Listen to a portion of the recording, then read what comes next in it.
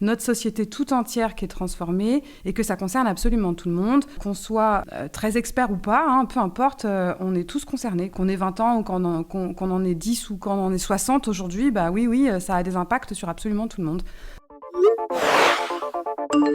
Je passe environ 7h20 par jour sur mon téléphone. Moi, en consommation Twitter, c'est genre... Je sais pas, genre tout le temps en fait. Je like, une photo que j'aime pas trop, je like quand même. Moi, c'est pas du vrai amour. Je m'en fous, je like. You got mail. T'es tellement conditionné dedans et des fois quand tu dors, quand tu poses des questions qui n'ont pas lieu d'être, tu te dis mais attends, mais est-ce que j'ai fait me faire? Attends, je vais les refaire.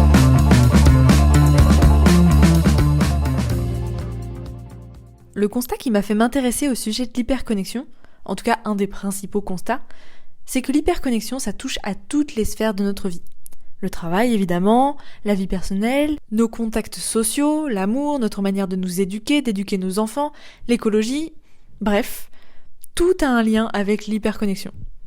Toute notre vie est régie par ces nouveaux outils qui influencent et modifient nos comportements au fur et à mesure de leur évolution. Ça peut même donner un peu le vertige. Alors forcément, en m'intéressant au sujet, je n'ai pas pu passer à côté du super magazine Chut, le magazine à l'écoute du numérique, comme il aime à s'appeler. C'est une revue papier trimestrielle, mais aussi un magazine en ligne, et plusieurs podcasts. Et la variété des thèmes abordés en une douzaine de numéros illustre très bien ce que je viens de vous décrire. Dans cet épisode, je reçois donc Sophie Comte, c'est la cofondatrice de Chut Média. Ensemble, on va parler des problématiques et des enjeux du numérique sur notre société, du manque de femmes dans la tech, mais aussi de responsabilité des gouvernements, et de l'éducation des jeunes nécessaire face à ce sujet et pourtant encore cruellement manquante. Vous ressortirez de cette écoute plus conscient des impacts du numérique, des enjeux derrière ces outils qui ont envahi notre quotidien, peut-être un peu révolté, mais surtout plus inspiré dans votre manière de concevoir la place du numérique dans vos vies, notamment si vous êtes parents. Je vous laisse donc rejoindre notre échange, bonne écoute. Bonjour Sophie, je suis ravie de t'accueillir sur le podcast Et si tu posais ton tel ? Bonjour Lorraine. Pour rentrer dans le vif du sujet dès le début, comment t'es venu cet intérêt pour le numérique, ses impacts et l'envie d'y consacrer un projet comme le magazine Chut et tout l'écosystème qu'il y a autour ? Évidemment, ça s'est pas fait du jour au lendemain, d'autant que moi je viens pas forcément d'un univers de la tech et du numérique. J'ai pas fait d'études scientifiques, j'ai pas appris à coder, je suis pas informaticienne ou voilà. C'est vraiment un peu le hasard des choses parce que moi j'ai d'abord monté une entreprise, une agence en fait dans la communication où j'ai rencontré mon associé avec qui j'ai lancé ensuite l'aventure Chut, Aurore Bizica. Et donc avec Aurore, on a créé une agence qui s'appelle Les Chuchoteuses et c'est parce qu'on a créé cette agence, on a beaucoup parlé de transformation digitale en fait. On a vraiment parlé de ça pour le compte de nos clients via des blogs et les réseaux sociaux, des vidéos, etc. Qu'on s'est dit, mais en fait, c'est fou parce que le numérique aujourd'hui, ça transforme complètement toute notre société. C'est vraiment une révolution en fait. Et ce sujet de cette révolution-là, eh bien, il y a des bulles de communauté qui en parlent. Donc la bulle de communauté. J'aime bien parler de ça parce que c'est très représentatif d'Internet aussi. Mais il y a cette sphère transformation digitale des grandes boîtes qui en parlent entre elles. Alors là, il n'y a pas de problème. On parle beaucoup de tout ça parce que c'est ce qu'elles vivent de l'intérieur, transformation digitale interne, des grandes entreprises. Il y a aussi une bulle geek qui parle de ça, du côté plutôt technique. Et puis il y a la bulle start-up qui parle beaucoup de tech et de numérique, mais plutôt d'un point de vue économique. En parlant des levées de fonds, etc., des licornes, voilà. Et avec Aurore, on s'est dit, mince, mais c'est un sujet grand public, en fait. C'est tout le monde qui est concerné, c'est pas juste ces bulles de communauté. Et donc, c'est parce qu'en fait, on est donc monté en expertise sur ce domaine du numérique et des technologies en travaillant pour nos clients et clientes, qu'on s'est dit, c'est plus que ça, le numérique aujourd'hui. Et donc, après, nous, on vient toutes les deux, on se connaît depuis... de nombreuses années, parce qu'on a fait le même cursus littéraire, fac de lettres, etc. Et on avait peut-être un vieux rêve aussi de faire un média ou d'avoir un support tangible, un livre, un magazine. Et là, on s'est dit, mais si on faisait notre propre média ? Et donc, c'est comme ça que c'est venu. Si on faisait notre propre média pour parler de notre vision à nous, de ce qu'aujourd'hui est devenu notre monde, cette transformation numérique sociétale. Et donc, c'est parce qu'on était guidés par l'idée que c'est notre société tout entière qui est transformée et que ça concerne absolument tout le monde, qu'on soit très expert ou pas, hein, peu importe, on est tous concernés, quoi. Qu'on ait 20 ans ou qu'on en ait 10 ou qu'on en ait 60 aujourd'hui, bah oui, ça a des impacts sur absolument tout le monde. Donc, on a eu cette idée-là. Et puis après, on s'est dit, allez, on se lance dans un média. Et voilà, c'est comme ça que c'est venu. Et après, plus on a avancé dans la conception de ces médias, et plus on est monté en expertise encore davantage, voilà, sur ce sujet-là, quoi. Et c'est pour ça que je pense que j'ai accroché aussi avec Chute, avec ce que vous pouvez proposer. Chaque numéro a sa thématique et on voit que vous passez par énormément de thématiques très diverses et que le point commun, ça reste le numérique à chaque fois. Et c'est comme ça que vous pouvez aborder l'écologie, la santé, l'amour, la politique. Je trouve ça génial justement de se rendre compte de à quel point on peut trouver un rapport à l'hyperconnexion, ou au numérique plus généralement, dans toutes ces sphères. Ça nous permet vraiment de nous rendre compte du fait que ce soit quelque chose de global. Pourquoi passer dans la matérialité, dans quelque chose de physique, alors que on parle de numérique? C'est une réflexion qui est super intéressante. D'abord, d'ailleurs, on n'a pas tout de suite pensé à faire un magazine papier. On avait d'abord un magazine en ligne, mais on a suivi un incubateur, on a beaucoup réfléchi à tout ça et on s'est dit qu'un magazine papier, c'était très pertinent. Ouais, en fait, on a compris que si on faisait un support tangible, on arriverait plus facilement à le vendre. Hein. Désolée, mais c'est vrai que c'était au départ, il y avait un enjeu un peu business en fait. Et c'est vrai qu'il y a un renouveau de la presse aujourd'hui, de la presse papier, avec des magazines qui proposent un temps long. Et donc, ça va aussi répondre à ta première question. C'est vrai qu'on a le sentiment qu'il y a avec la tech, avec le numérique, toujours ce côté zapping, une forme d'accélération, une injonction même à répondre tout de suite dans l'immédiateté. Et donc, le support papier, c'est le contre-pied de tout cela, en fait. C'est dire, il nous faut un temps de réflexion. Il nous faut prendre le temps de la réflexion sur cette grande transformation qu'on est actuellement en train de vivre. Et avec un magazine papier, on propose une autre forme de temporalité. Et ce qui est drôle, c'est que en fait, ce support, on se rend compte que les gens l'achètent. Ils achètent les numéros qui sont sortis il y a 1 an ou il y a 2 ans. Parce qu'ils sont toujours d'actualité, parce que évidemment, on est dans le temps long sur un magazine papier trimestriel comme le nôtre, et on prend le temps, on n'est pas dans la réaction au moindre fait d'actualité, même si on a évidemment une rubrique un peu plus actualité, mais l'idée, c'est vraiment de décortiquer les sujets avec des longs papiers et de prendre le temps de comprendre toutes ces transformations. Donc, comme tu le disais, au travers de thématiques assez larges, en fait, comme l'amour, la démocratie, la santé. Chaque numéro, en fait, on prend une grande thématique comme ça de société. Mais parce que parler de la société, c'est être inclusif, en fait. Parce qu'encore une fois, ça concerne tout le monde de parler des enjeux de société. Dans votre ligne éditoriale, vous défendez une tech éthique, mixte et responsable.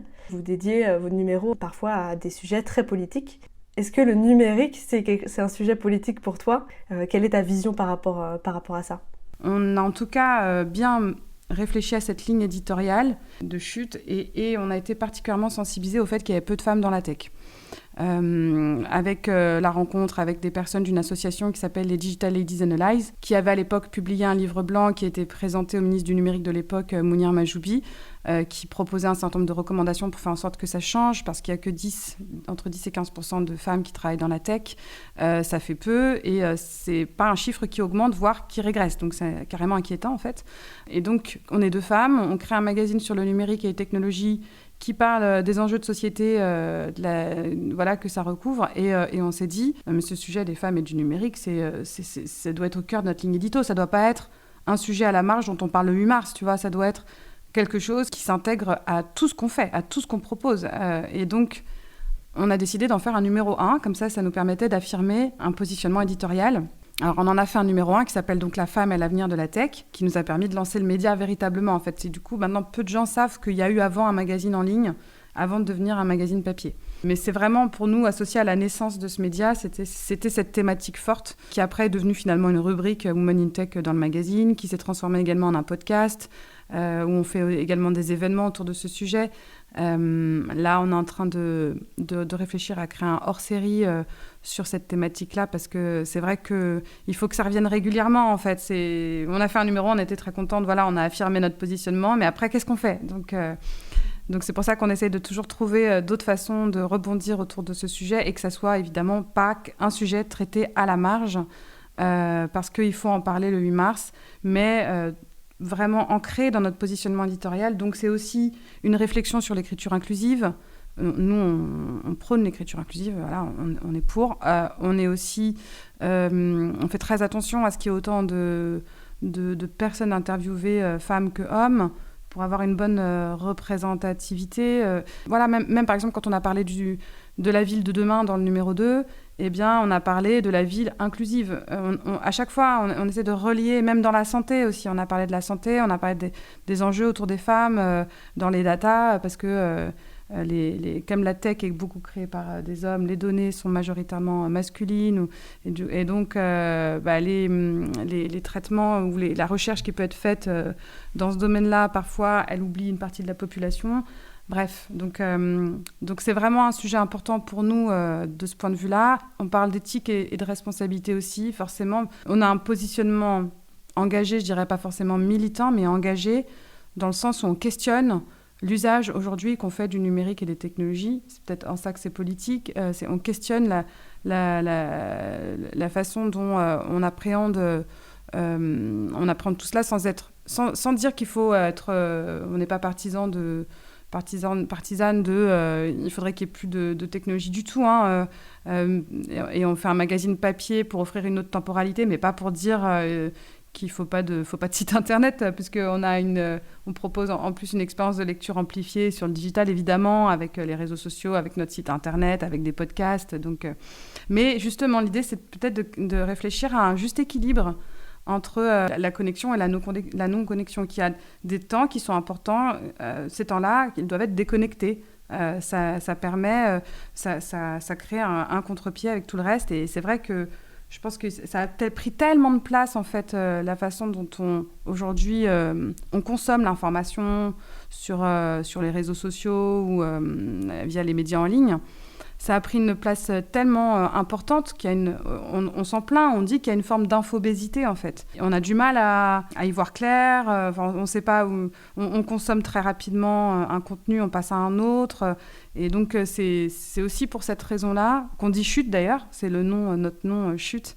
C'est aussi une invitation à prendre le temps, comme tu disais tout à l'heure, à prendre de la hauteur sur des enjeux majeurs de notre époque. Je trouve ça intéressant, tu vois, que dans la manière dont tu réponds, tu ailles sur des enjeux extrêmement liés au numérique d'une façon sociétale globale, en disant il n'y a pas assez de femmes dans le numérique, donc dans le numérique c'est clivant et il y a des enjeux, mais en même temps, avec votre positionnement, vous répondez à des problématiques et à des enjeux politiques aussi beaucoup plus privés. Ce qui est intéressant, c'est de voir que oui, c'est politique, mais dans tous les aspects, à tous les niveaux, à toutes les échelles, que ce soit dans on n'a pas assez de femmes, c'est un fait dans la tech, ça biaise nos algorithmes, ça biaise absolument tout ce qu'on peut consommer comme produits technologiques et numériques.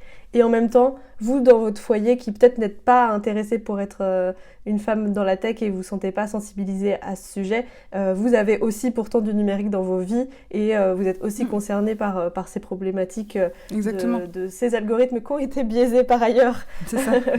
À notre niveau. Donc effectivement, on voit que ma question était un petit peu orientée, mais effectivement, le numérique est très politique et à plein de niveaux. Et c'est intéressant de s'y intéresser, de s'intéresser aux grands aspects de qui le construit, comme aux petits aspects de comment on le consomme individuellement.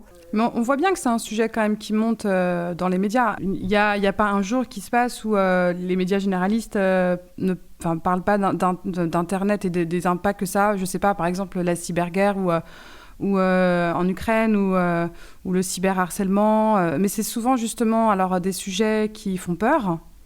Il y a quelque chose d'assez anxiogène. C'est bizarre parce que tu utilises le mot clivant ou clivé, mais c'est vrai qu'il y a ce côté-là dans la tech qui est très manichéen. D'un côté, tu aurais waouh, ça fait peur, c'est la fin, c'est la catastrophe, nos enfants sont tous avec une tablette, le temps de consommation d'écran, et il ne fait qu'augmenter d'année après année. Et de l'autre, je sais pas, la Startup Nation qui va dire c'est génial les levées de fonds, il nous faut plus de licornes, etc. Avec des produits qui semblent pas forcément répondre aux enjeux écologiques du moment, par exemple. Mais en tout cas, en ce qui concerne le grand public, il y a peut-être plutôt une façon anxiogène d'en parler aujourd'hui. Parce que le sujet, il a du mal à émerger. J'en parlais avec des personnes du Conseil national du numérique, le CNUM. C'est vrai qu'il y a un impensé du numérique, en fait. Parce que le numérique infuse absolument partout. On a du mal à l'appréhender. On a du mal à... Et puis, c'est encore récent. Si on associe, en tout cas, à l'arrivée d'Internet dans les foyers, ça fait quand même peu de temps. Si on parle de cette révolution-là, de ce point de vue-là, c'est encore relativement récent. Et il y a eu au début ce côté absolument génial d'Internet avec la possibilité, l'accès à la connaissance comme on n'avait jamais eu en fait. Donc ça c'est quand même incroyable et génial. Le fait de pouvoir avoir des contacts à l'autre bout du monde, à toute heure, à tout moment, etc. Et cet accès à la connaissance, je ne sais pas, Wikipédia, c'est un projet extraordinaire quand même.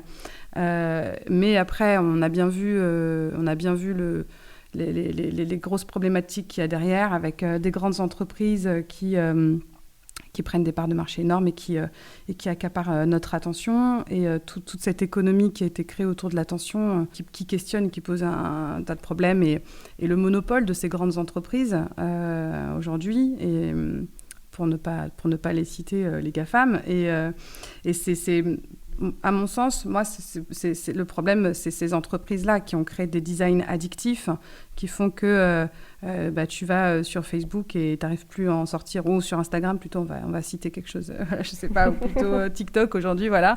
C'est que tu scrolles, tu te retrouves prisonnière du scroll. Et ça, c'est la responsabilité des grandes entreprises, en fait, derrière. Et donc, l'État commence, effectivement, l'État, et en particulier l'Europe, commence à prendre ce problème très sérieusement. Donc, le RGPD, enfin, toutes les choses qui sont mises en place petit à petit, là, qui font qu'on commence à conscientiser ce problème-là, à plus laisser ce Far West, à essayer de réglementer un peu les choses. Ça prend beaucoup de temps. Mais j'ai l'impression qu'on arrive dans l'adolescence ou le début de l'âge adulte de cette révolution-là, où on comprend, mais en fait, il y a des vrais impacts, il y a des vrais problèmes derrière. Donc, c'est bien qu'on les comprenne. Et puis, c'est bien aussi peut-être qu'on en fasse de plus en plus un sujet grand public, parce que c'est, effectivement, au départ, ça avait une connotation très pro, la tech et le numérique. Et que maintenant, il faudrait que ça soit normal que n'importe quelle personne est concernée. Et, voilà. Je pense que ça est en train de... Avec ChatGPT, par exemple, en ce moment, c'est au moins ça qu'on a gagné là-dedans, c'est qu'on se rend compte à quel point ça a un impact énorme pour tout le monde. Mais il va y avoir de plus en plus de sujets comme ça, et progressivement, ça sera plus donc cette impensée du numérique, quoi.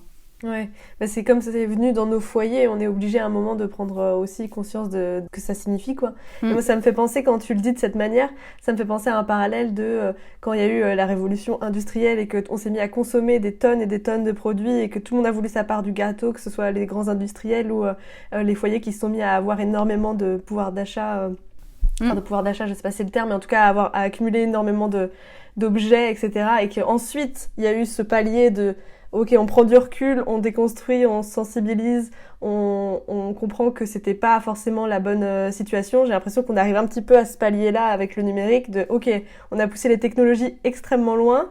Est-ce qu'on continue à les pousser, ou est-ce qu'il y a certains aspects sur lesquels il faudrait pas faire quelques pas en arrière, et notamment ceux que tu as cités avec tous les GAFAM qui sont allés jusqu'à prendre la plus petite parcelle de notre attention et de jouer sur n'importe lequel de nos biais cognitifs pour avoir absolument tout notre temps et notre attention. Et donc là, il est temps d'avoir des initiatives. Et c'est pas simple, hein. Comme Chute. Non, c'est pas simple du tout, mais tout comme c'est difficile de renoncer à un confort qu'on a eu grâce à l'industrialisation et qui fait qu'on a envie de consommer toujours plus d'objets et c'est difficile quand on a une possibilité d'avoir un gadget qui fait quelque chose super facilement de se dire je prends le recul de me dire je refais ça comme mes grands-parents le faisaient, quoi. Mais néanmoins, c'est des questions qu'il est nécessaire de se poser. Puis il y a beaucoup de clichés autour de la tech et du numérique. Il y a beaucoup de choses à déconstruire, en fait. Dans la façon dont on le voit, on a tendance à minimiser parce qu'on se dit que ça se passe en ligne.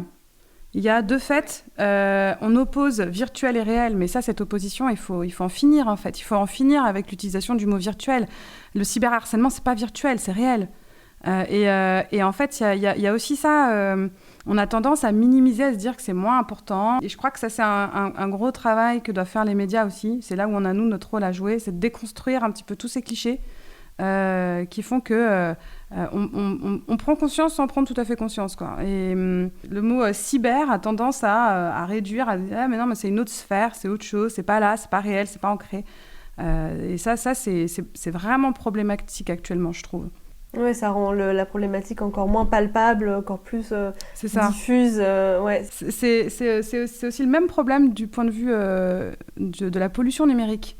Pareil, aujourd'hui, on sait clairement que la pollution, elle vient pour 80% des équipements. C'est la conception des équipements qui pollue le plus. Après, le partage, le stockage de pièces jointes dans le cloud, il y a une certaine pollution, mais j'ai plus le chiffre exact. C'est moins de 20%, quoi. C'est entre 10 et 15 ou quelque chose comme ça. Et alors, quand ce sujet-là, il a commencé à sortir, la pollution numérique, dans les médias, on a parlé de la pollution des mails. Mais c'est pourquoi ? Pour dire, ah non, mais attention, vous envoyez des pièces jointes, vous avez l'impression que ça pèse rien, que ça pollue pas, mais si ça pollue, toujours à cause de cette opposition entre réel et virtuel, en fait. Alors qu'un équipement, l'ordinateur, le téléphone, alors il n'y a rien de plus concret, hein. Tu l'as dans la main et tout. Et c'est ça qui pollue, en fait, parce qu'on utilise des terres rares, on utilise des matières premières qui polluent par leur extraction, parce qu'il faut les extraire, et qu'on est sans cesse amené, poussé par le marketing de grandes entreprises, encore une fois, à acheter ces équipements, à les changer parce que, tiens, il y a la 5G, donc rachète un téléphone portable, ça te coûtera moins cher. Et c'est là, encore une fois, la responsabilité de ces entreprises est là, voilà. Mais le souci, c'est ça, en fait, cette façon de voir le numérique, encore une fois, ça a un impact aussi sur la façon dont on comprend son impact écologique aujourd'hui, son empreinte environnementale qui n'arrête pas d'augmenter, en fait. Et là-dessus, les médias comme le vôtre et la manière dont on va communiquer sur le numérique va avoir son impact, son importance pour changer notre vision des choses et justement réorienter mettre la lumière sur les problématiques réelles, les rendre plus palpables, plus compréhensibles au grand public. Faire un travail de fond que, oui, je pense encore sans critiquer ou jeter la pierre, mais que peut-être peu de médias encore font vraiment, en fait, un vrai travail de recherche et de compréhension des sujets, et pas juste, tiens, on va parler de la pollution des mails parce que tout le monde comprend, et là, on clique et on a envie de lire l'article. Non, c'est pas comme ça que ça fonctionne. Et voilà, ouais, c'est vrai qu'il y a encore beaucoup de travail d'information à faire, hein, qui est assez léger, je pense, de la part de beaucoup de médias, quoi.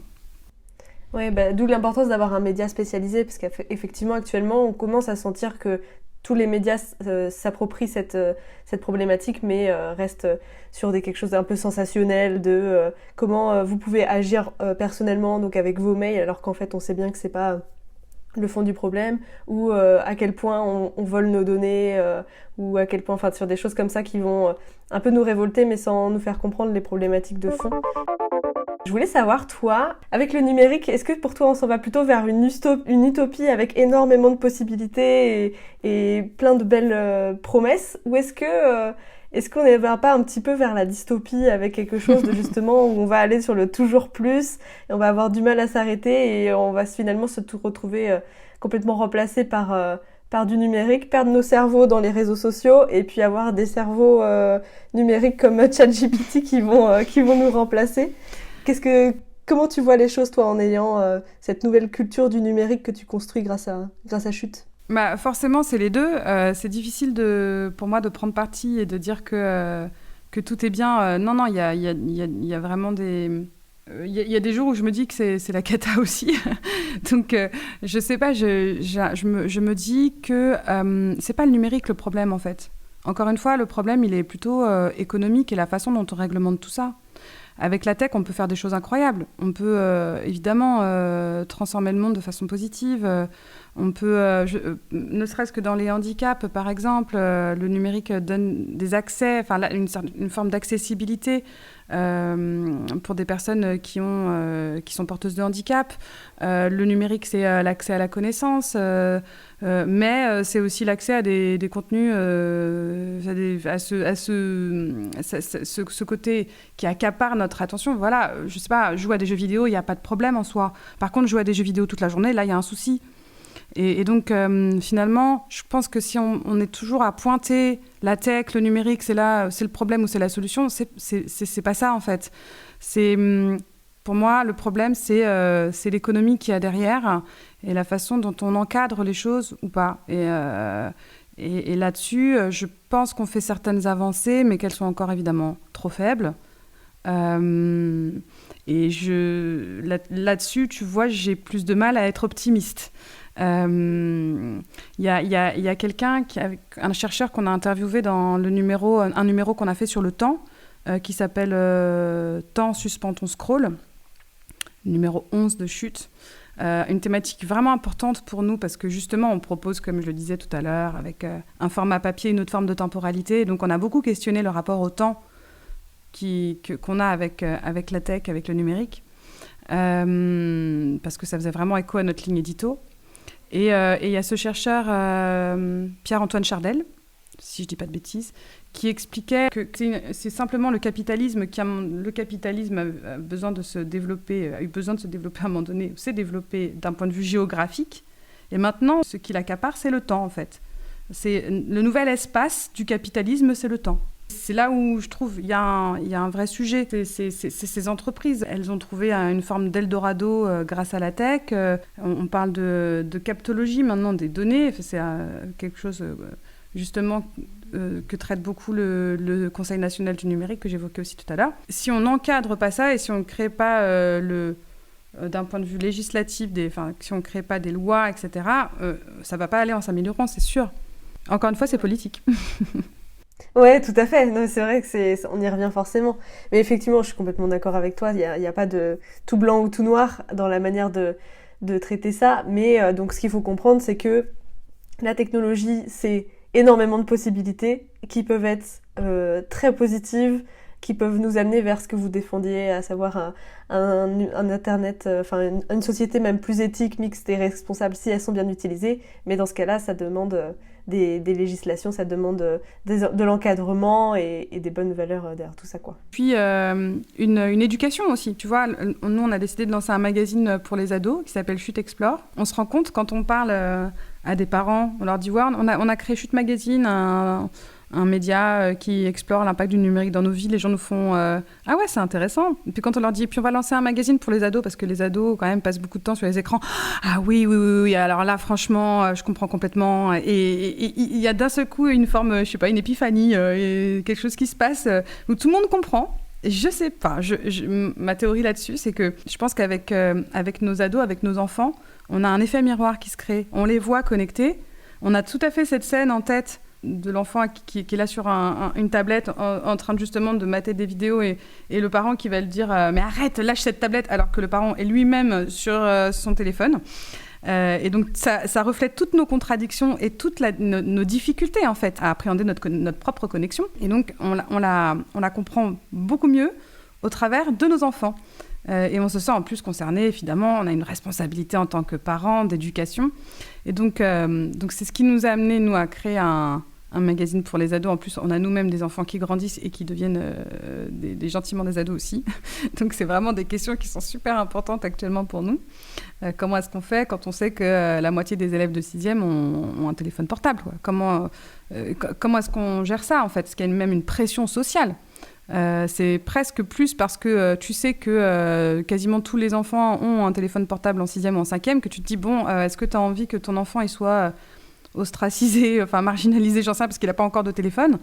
Et puis, est-ce que c'est forcément une catastrophe qu'il a un téléphone? Et puis, comment tu gères ça? Parce qu'après, ça devient vraiment l'objet de toutes les convoitises, quoi. Alors, il faut arriver... Ça impose aux parents de mettre des règles, de gérer tout ça, de dire, il y a tant de connexions, pas plus que ça. Enfin, alors que nous-mêmes, on ne se met pas forcément ces règles-là. On se les impose pas. Donc, ça met les parents face à des problématiques qu'ils n'avaient pas forcément... jusque-là, et qui ne s'étaient pas posées. C'est intéressant parce que ça les amène justement à s'interroger sur leur propre connexion. C'est vraiment quelque chose d'intéressant. Mais souvent, le problème, c'est qu'on a tendance à penser que nos ados, parce qu'on a l'image de l'ado écervelé, qui aime bien les trucs un peu débiles, on se dit, mais il fait quoi sur son téléphone? C'est nul. Enfin, on a ces sentiments-là. Donc, on a tendance à voir nos ados, à créer une distance, en fait, dans la connexion. Moi, je fais des choses intéressantes, puis lui, bah non, il fait n'importe quoi. Et donc, c'est aussi pour ça qu'on s'est dit un magazine papier, encore une fois. Et oui, allez, on fait le pari du papier, même pour les ados, que ça soit un support plutôt intergénérationnel qui permette l'échange entre le parent et l'enfant sur les pratiques numériques. Parce que le gros enjeu aussi qu'il y a derrière, c'est qu'on a tendance à penser que le problème, c'est l'écran. Alors là, on accuse l'écran de tous les maux. Mais le problème, c'est c'est pas l'écran lui-même. Même si l'écran, il y a une forme de fascination, certainement, on le voit avec la télé, etc. Mais en réalité, c'est plutôt ce qu'il y a derrière l'écran, c'est tous les contenus qu'il y a derrière. Et évidemment, d'un enfant à l'autre, d'une personne à l'autre, on fait pas du tout la même chose sur un écran. Et ça aussi, c'est à déconstruire. Parce que, pareil, on pointe beaucoup les méfaits des écrans. Aujourd'hui, on n'a pas de preuves. Enfin, on n'a pas de preuves. Il y a de plus en plus d'études sur le sujet qui essayent de montrer... l'addiction qu'on aurait avec les écrans et on la rapproche de l'addiction qu'on aurait dans les jeux d'argent, par exemple. Mais il n'y a pas encore de consensus scientifique sur le sujet. Donc, peut-être parce qu'il n'y a pas assez d'études, d'ailleurs. Ça, c'est aussi peut-être le sujet. Donc, on verra dans quelques années comment ça évolue. Mais de toute façon, ce qui est certain, c'est que ces écrans sont entrés dans nos vies. Ils sont là. Aujourd'hui, l'interdire, c'est compliqué. Donc, il faut éduquer. Et nous, on milite pour une forme, peut-être même des cours dans les écoles, dans les collèges, d'éducation civique et numérique, ou d'éducation e-civique. Il faudrait que ça soit quelque chose... justement, on parle de code, là, c'est très bien. Le ministère de l'Éducation nationale vient d'annoncer qu'il y aura des cours de code à partir de la rentrée 2024, je crois, plutôt pas 2023, mais dans un an. D'accord. Il y aura des cours de code pour tous les 5e, à partir de la 5e. Donc super, c'est intéressant, c'est génial. Des cours de code à fond. Mais c'est pas que ça, en fait. Une culture numérique, c'est aussi comprendre ce qu'est l'économie de l'attention. Et moi, je pense que tous les collégiens sont capables de comprendre ce que c'est que l'économie de l'attention. On le dit comme ça, voilà, mais bien sûr qu'ils peuvent comprendre. Il faut qu'ils savent comment ça marche un algorithme, quel est l'algorithme de Meta, qu'est-ce que ça crée, le scrolling, etc. Il faut apporter cette éducation numérique, montrer que justement dans la vie réelle, la vie virtuelle n'est pas une vie virtuelle du tout, en fait, que c'est une vraie vie. D'ailleurs, c'est le sujet du premier numéro de Chute Explore, qu'on a appelé La vie en reel, pour faire un jeu de mots entre le format Instagram et montrer que justement, tout ce qui se passe en ligne est bien réel. Et que, par exemple, les ados passent beaucoup de temps sur les téléphones, mais c'est aussi parce que c'est un âge où on construit beaucoup la sociabilité, on a besoin d'être avec les autres. Et donc, il y a forcément ça aussi qui prend de la place. Donc, il faut pas forcément pointer du doigt les ados. Non, vous avez des comportements complètement addictifs, ça va pas du tout, etc. Mais essayer de comprendre ce qui se joue derrière tout ça et les accompagner. Et nous-mêmes aussi, du coup, réfléchir, encore une fois, avec cet effet miroir, à ce qu'on fait de notre connexion. Donc là, on lance le magazine papier qui sera un trimestriel comme Chute. Pas du tout, c'est pas un 100 pages, Chute c'est un gros magazine quand même. Là, évidemment, on a réfléchi au contenu très différemment pour que ce soit des petits contenus avec beaucoup... Chute est déjà très visuel, donc là, ça le sera encore plus, avec de la BD, avec des formats évidemment adaptés aux ados. Et puis, on aura un compte TikTok, bien sûr, avec quelques contenus. Ça y est, j'ai créé un compte TikTok, je n'avais jamais fait ça. Avec ma fille, on a regardé ensemble, mais j'ai fait, oh là là, les vidéos qu'il y a. Bon, d'accord, ok, on peut faire le tri. Hein. C'est le temps que l'algorithme comprenne ce que tu aimes, après, oui, voilà, c'est ça. Sera différent. Ouais.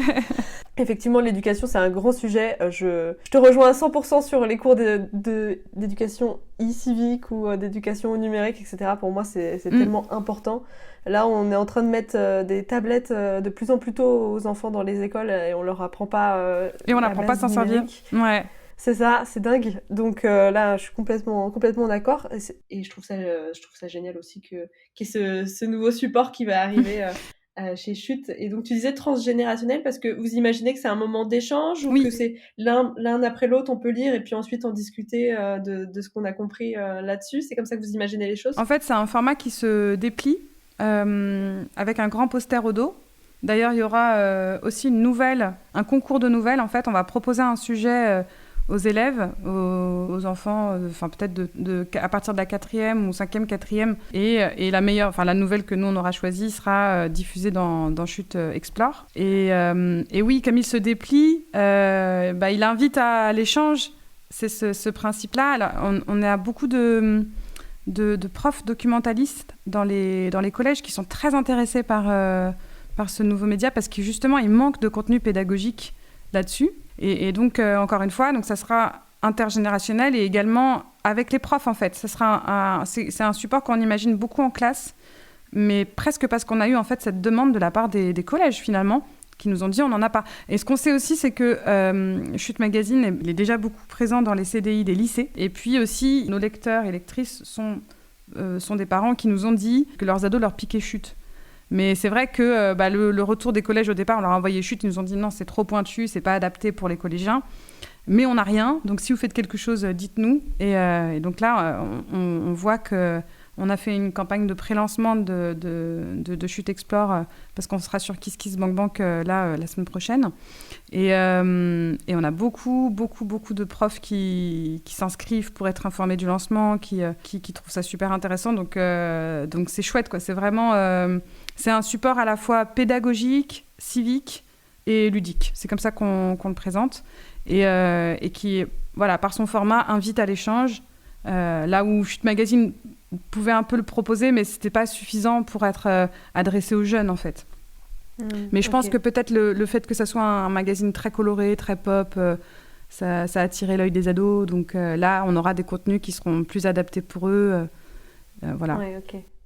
Oui, effectivement, parce que quand même, quand on voit sur une maquette très colorée, des illustrations, des belles typographies, et qu'il y a des sujets comme l'influence, je pense que ça devait intriguer quand même. Donc c'est génial qu'ils aient leur support dédié.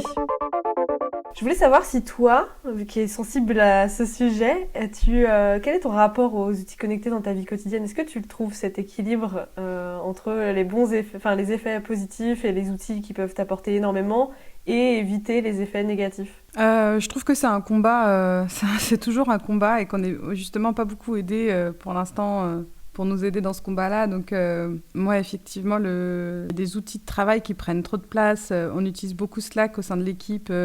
On a mis du temps à comprendre qu'il y avait une façon d'utiliser Slack qui fait que c'est profitable pour tout le monde parce que sinon, en fait, ça devient... pareil, une forme d'injonction à répondre sans arrêt. Je développe Chute Magazine et donc je passe évidemment énormément de temps derrière un ordinateur. Bien sûr. Avec beaucoup de visio. Oui, ça me bouffe un peu et c'est difficile, je trouve, à gérer. Mais comme c'est mon projet que je développe, je le supporte et voilà, ça fait partie du jeu en fait. Mais je me souviens de moments où j'étais devenue accro à des petits jeux sur les téléphones. J'ai tout arrêté parce que vraiment c'était pas possible. J'en pouvais plus quoi de ces jeux. Ça me bouffait du temps en fait. C'est vraiment des voleurs de temps quoi. Donc j'ai tout arrêté. Et je trouve ça pas évident de trouver le bon équilibre. Je trouve que c'est un combat quotidien et et que petit à petit, peut-être qu'on y arrive de mieux en mieux, en prenant des bonnes habitudes, en écoutant ton podcast, voilà. C'est gentil ça.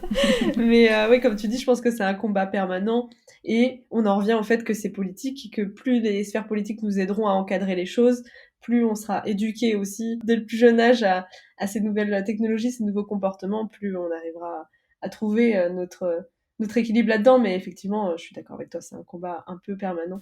Et je te pose ça aussi pour ramener un petit peu les choses dans leur contexte, c'est-à-dire que je mets une attention particulière à expliquer qu'effectivement, on fait tous comme on peut, comme avec ce qu'on a, et que c'est pas évident, et que c'est pas parce que on est sensibilisé au sujet que tout à coup on est des modèles de perfection aussi avec ça, et que c'est normal qu'il y ait des moments où justement on va être un peu plus accro à des petits jeux, des moments où on est un peu plus sain, et il faut savoir les repérer aussi et se dire ok, là il faut peut-être que je prenne un peu de recul sur ma manière de consommer les choses.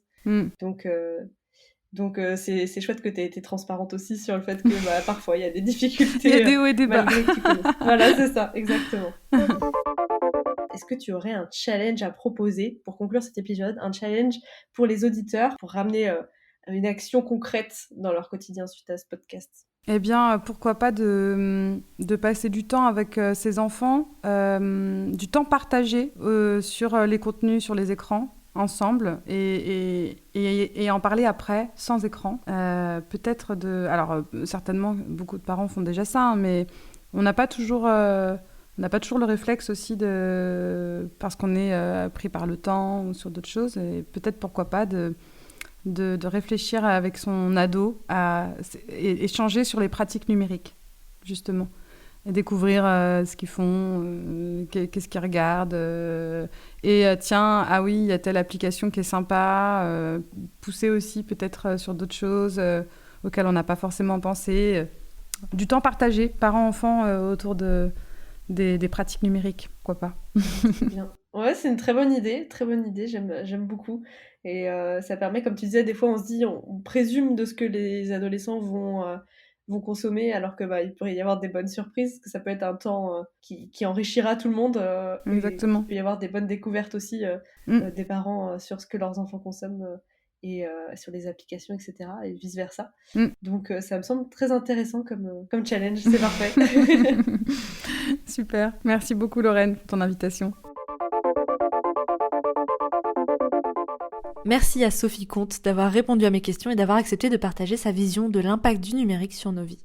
Et merci à vous bien sûr d'avoir écouté cet épisode malgré ma voix nasillarde, j'étais effectivement enrhumée au moment de l'interview. Après avoir abordé l'hyperconnexion sous pas mal de problématiques assez précises, que ce soit de l'attention, le corps, l'écologie, l'hyperconnexion d'un point de vue psychologique, les adolescents, je trouvais ça intéressant d'avoir cette discussion avec Sophie pour prendre de la hauteur, pour vraiment voir l'impact général et où sont les responsabilités. J'espère donc que ça vous aura plu, que ça vous aura parlé. Je vous invite bien évidemment à aller vous renseigner sur le magazine Chut et sur la campagne KissKissBankBank en cours pour la version pour les ados, Chut Explore. Vous retrouverez bien sûr tous les liens et références en description de l'épisode comme d'habitude. On se retrouve la prochaine fois pour un épisode solo qui sera un bilan de cette saison 1. Si vous avez des questions, n'hésitez pas à me les faire parvenir par mail ou par DM Instagram, j'intégrerai une courte FAQ à cet épisode. Vous êtes de plus en plus nombreux à participer au Dimanche Déconnecté, ça me fait super plaisir. Si vous ne savez pas ce que c'est, n'hésitez pas à aller écouter l'épisode 22 du podcast. C'est un rituel, un rendez-vous à mettre en place tous les premiers dimanches du mois pour vous créer une bulle déconnectée, vous challenger, réapprécier les activités hors des écrans et vous autoriser une pause déconnectée le temps d'une journée. Que ce soit sans réseaux sociaux, sans applications addictives, sans smartphone ou sans écran pour les plus audacieux. Mais vous êtes nombreux à vous l'approprier, à vous le faire spontanément certains autres dimanches. Vous pouvez aussi retrouver toutes les informations sur mon site internet et situposetontel.com. Si le podcast vous a plu, vous pouvez liker l'émission si vous êtes sur Spotify et laisser 5 étoiles sur Apple Podcast et un petit commentaire. Sur ce, je vous laisse aller écouter un autre podcast ou aller déconnecter tranquillement. À bientôt!